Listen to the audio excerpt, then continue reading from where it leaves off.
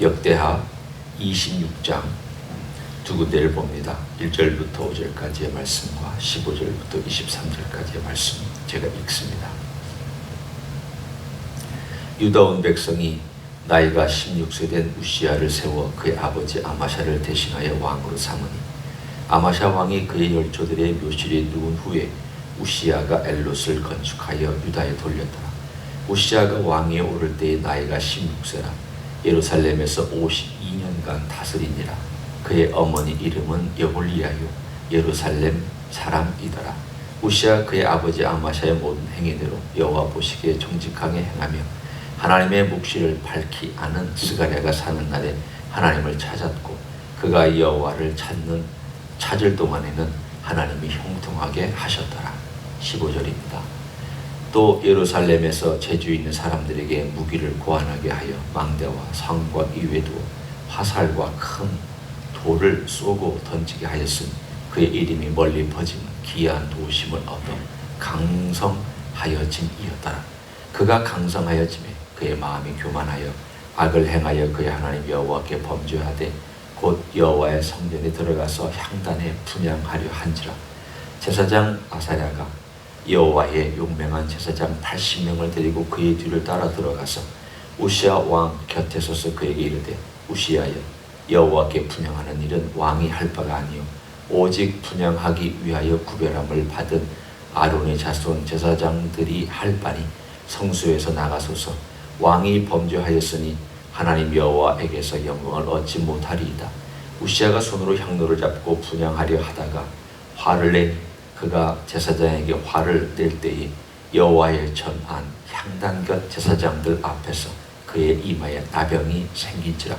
대제사장 아사랴와 모든 제사장이 왕의 이마에 나병이 생겼음을 보고 성전에서 급히 쫓아내고 여호와께서 치심으로 왕도 속히 나가니라. 우시야 왕이 죽는 날까지 나병 환자가 되었고 나병 환자가 되며 여호와의 전에서 끊어져 별궁에 살았음. 그의 아들 요담이 왕궁을 관리하여 백성을 다스렸더라. 우시야의 남은 시종 행적은 아모스의 아들 선지자 이사야가 기록하였더라. 우시야가 그의 조상들과 함께 누우며 그는 나병 환자라 하여 왕들의 묘실에 접한 땅 곧 그의 조상들의 곁에 장사하니라. 그의 아들 요담이 대신하여 왕이 되니라. 아멘. 우시야의 이야기가 비교적 짤막하게 등장합니다. 사실은 52년을 다스렸기 때문에 어떤 왕보다도 길게 다스렸던 사람입니다. 그만큼 기록도 많았을 것이고 또 사연도 많았을 것입니다. 그렇지만 오늘 이 우시야를 기록하고 앞에 짤막하게 몇 가지 요약하고 뒷부분을 강조한 이유가 있습니다. 그의 할아버지 요시야, 그의 아버지, 그리고 그의 아들 때 이르기까지 3대가 사실은 출발이 좋았지만 끝이 안 좋은 전통을 이어가고 있습니다. 아예 처음부터 악한 왕이었으면 우리가 안타깝지가 않습니다. 그래, 악한 왕이니까 그럴 수 있겠다. 출발부터 그랬구나. 그렇게 할 수 있지만 오늘 우리가 여기서 보면 그의 할아버지 요아스나 아마샤 아버지 아마샤나 다 잘하다가 끝부분에 가서 꼬꾸라지고 또 끝부분에 가서 범죄하고 끝부분에 가서 교만해지는 이 패턴이 있었습니다. 오늘 본문에 우시야도 그렇습니다. 우시야는 다른 패턴을 가지고 또 교만해졌습니다. 우리가 읽지 아니한 6절부터 14절까지의 이야기를 쭉 보면 우시야가 강성해졌습니다. 하나님을 신뢰하고 하나님을 의지했습니다. 그는 아마도 다른 자기 할아버지나 자기 아버지가 하는 모습보다도 더 열심을 내서 그의 하나님을 섬기는 일에 정말 그때만큼은 중심을 다해서 섬긴 왕이었습니다. 우리가 이런 왕을 볼 때 그가 처음에 하나님을 섬길 때는 건성건성 섬겼나 그렇게 생각하시면 안 됩니다. 정말 열심히 섬긴 바랍니다. 정말 왕으로서 최선을 다해서 나라를 다스리기 위해서 애썼던 왕입니다. 우리는 그 열심과 그 중심과 또 하나님을 향한 그 마음을 의심할 필요는 없습니다. 분명히 그는 잘했습니다. 그냥 오늘 성경은 그 기이한 도우심을 받았으니까 강성해졌다. 이 기이하다는 표현이 도대체 뭘까에 대해서는 성경은 말씀하지 않습니다. 15절에 보면 기이한 도우심을 얻어 강성하여 짐이었더라. 성경 제가 아무리 11개의 상을 찾아보고 또 다른 데를 예를 들면 이사야서에 혹시라도 어떤 힌트가 있는가 하여 이렇게 찾아봐도 뭐 때문에 우시아가 강성해졌는지에 대한 그 기이한 그 일은 나오지 않습니다. 우리가 추측만 할 수 있을 뿐입니다. 하나님의 특별한 어떤 전쟁에서의 도우심, 어떤 기적, 혹은 오늘 본문에 나와 있는 것처럼 특별한 무기들을 고안한 재주 있는 사람들을 하나님께서 세워주신 것, 여러 가지가 다 가능합니다.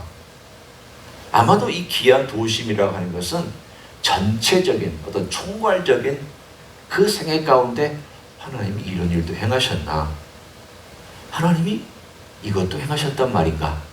라고 기이하게 생각하는 모든 것들을 다 총괄하여서 오늘 여기 그렇게 표현할 것 같습니다. 하여간 그가 너무 강성해지고 주변의 나라들도 그에게 조공을 바쳤습니다. 평안했습니다. 나라가 잘 살고 돈이 돌고 백성들이 배부르고 든다시고 정치도 안정되고 또 주변 나라들도 속썩이는 나라가 없고 하나님의 기이한 도우심으로 인해서 모든 것이 잘 될 때 그때가 위험합니다. 그때가 정말 위험한 시간입니다. 오늘 정확하게 성경은 그것을 우리들에게 말씀하고 있습니다.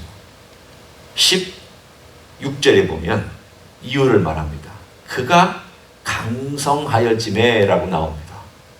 이 강성하다는 말은 여러 가지가 표현되어 있습니다. 권력, 부요함, 그리고 재정적인 뿐만이 아닌 정치적인 안정 등등등 군사적인 안정 모든 것이 다 이 가운데 포함되어 있습니다. 그리고 났더니 우시아가 마음속에 마치 이방의 왕이었던 느부갓네살이 가지고 있었던 그 비슷한 교만, 이 제국을 보아라. 내가 얼마나 위대한가. 우시아도 똑같은 그러한 실수를 범합니다. 나라를 보아라. 얼마나 안정되고 얼마나 평화로운가. 참 내가 정치를 잘하고 있구나. 내가 이렇게 열심히 애를 썼더니 그 결실을 보고 있구나. 틀린 말은 아닙니다. 애썼습니다. 정치하기 위해서 수고했습니다. 틀린 말은 아닙니다. 그러나 그의 말은 앞에 더 중요한 말을 빼뜨리고 한 말입니다. 그가 힘들고 어려웠을 때는 하나님을 전적으로 의지해서 하나님밖에 없습니다. 하나님께서 저를 도와주셔야 제가 이 나라를 다스릴 수 있습니다.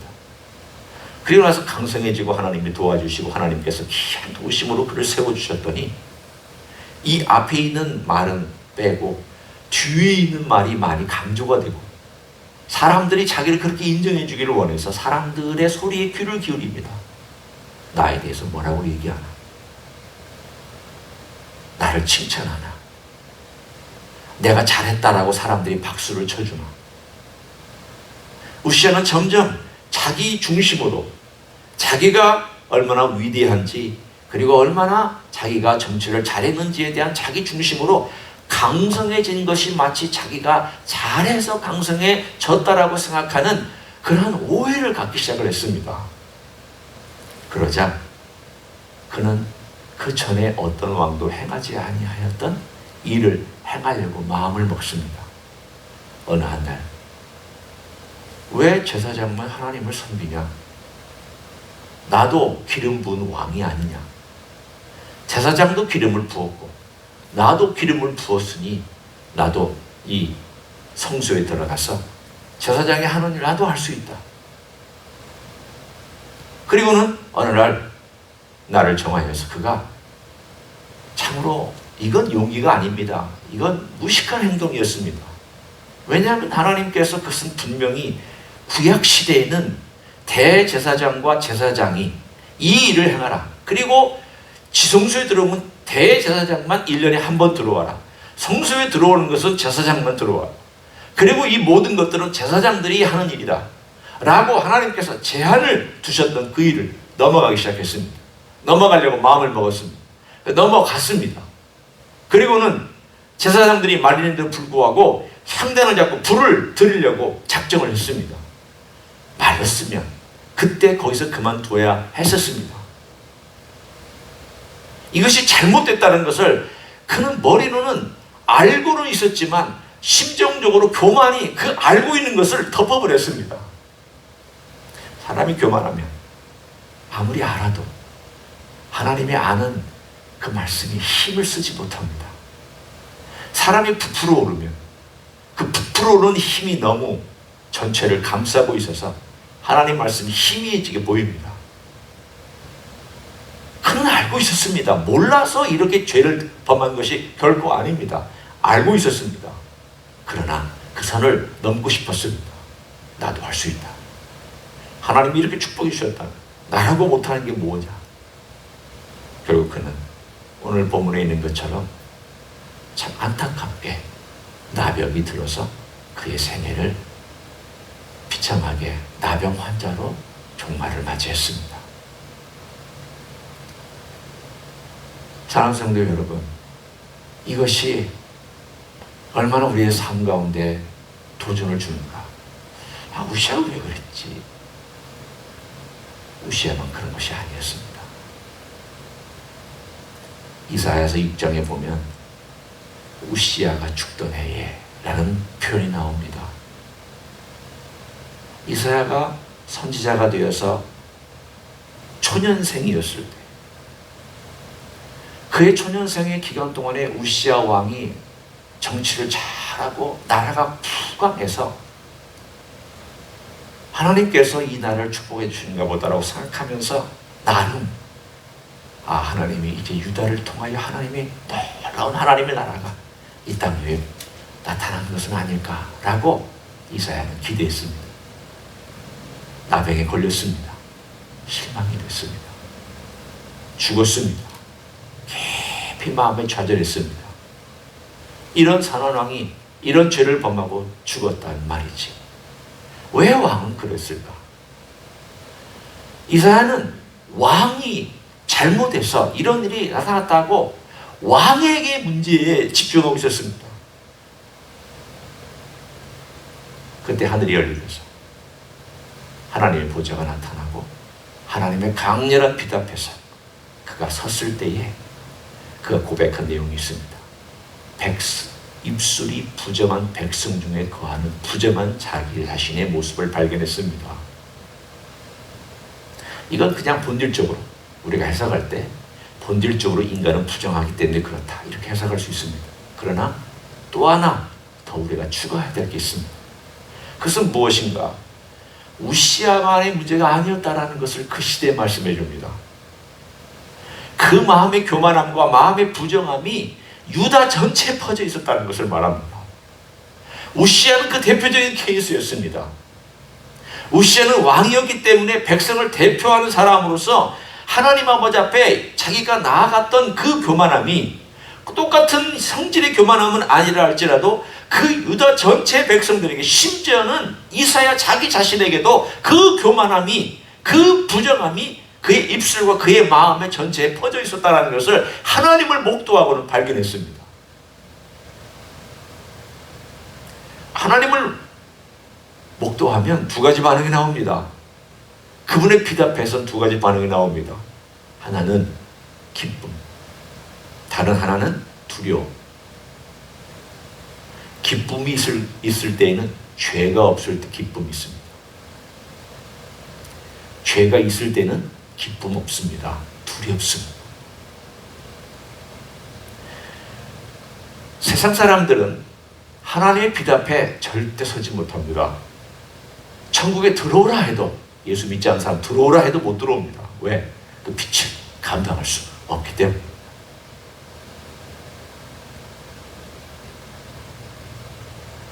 그런데 그리스도인은 이 두 가지가 같이 있습니다. 두려움과 기쁨이 같이 있습니다. 하나님의 빛 앞에 서면 기쁘지만 두렵습니다.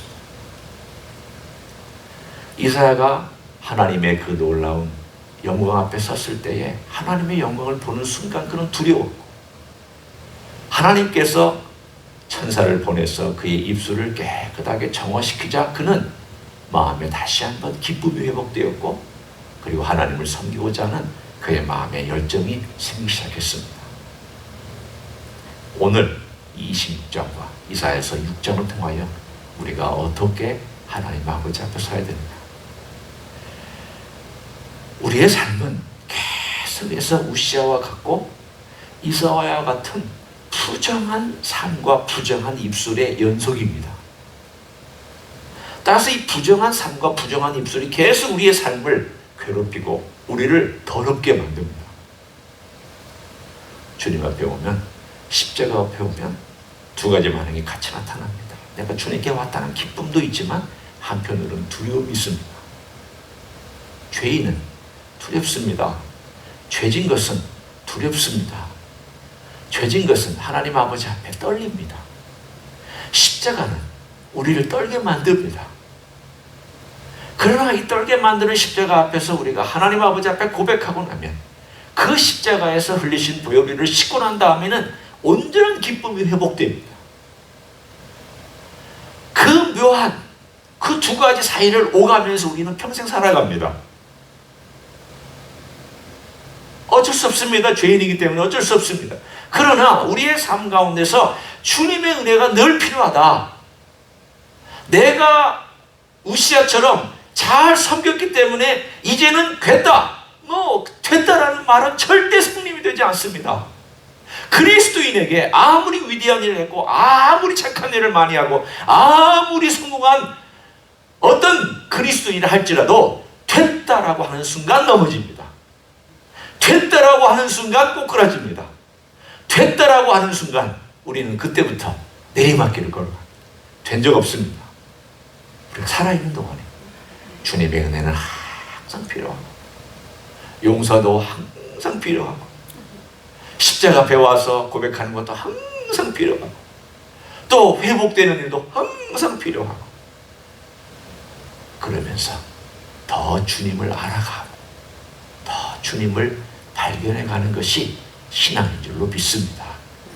오늘 하루도 우리 주님의 은혜 앞에 정말 깊이 나아오셔서 기쁨을 회복하고 두려움 가운데 다시 기쁨을 발견하는 여러분 되시기를 예수님의 이름으로 간절히 축원합니다. 기도하시겠습니다. 하나님 아버지, 우리는 죄 때문에 두렵습니다. 하나님의 빛 앞에서, 우리 주님의 빛 앞에서 우리 입술이 부정한 것 때문에 두렵습니다. 그 빛이 모든 것을 다 드러내기 때문에, 숨겨진 죄악 때문에 우리는 두렵습니다. 그러나 주여, 우리를 용서해 주시는 십자가 앞에서 우리의 고백한 죄를 주님 용서해 주시고 우리의 저지른 허물을 주님 앞에 고백할 때 주님께서 씻어주시는 놀라운 회복이 있음을 믿고 감사합니다. 회복되어야만 기쁨이 있고 큰 하늘의 기쁨이 우리의 삶을 인도하여 나갈 줄로 믿습니다. 그런 회복된 삶을 매일매일 삶 가운데서 고백하며 회복하며 경험하며 살아갈 수 있는 하나님의 종들 되게 하여 주시옵소서. 이제는 우리 구주 예수 그리스도의 은혜와 하나님 아버지의 극진하신 사랑과 성령 하나님 교통하심의 역사가 우리를 자신의 몸을 바쳐서 용서해 주신 우리 주 예수 그리스도의 그 보혈을 늘 의지하기 위하여 두렵고 떨리는 마음으로 우리 주님 앞에 와서 고백하고 또 우리 주님 주시는 기쁨 회복하고 하늘의 빛 가운데서 걸어가기를 소원하는 이 자리에 참여한 모든 종들 위에와 주임대 히스교회 위에와 이민교회들과 한국교회들과 선교사님들 위에 이제로부터 영원히 함께 하실지어다. 아멘.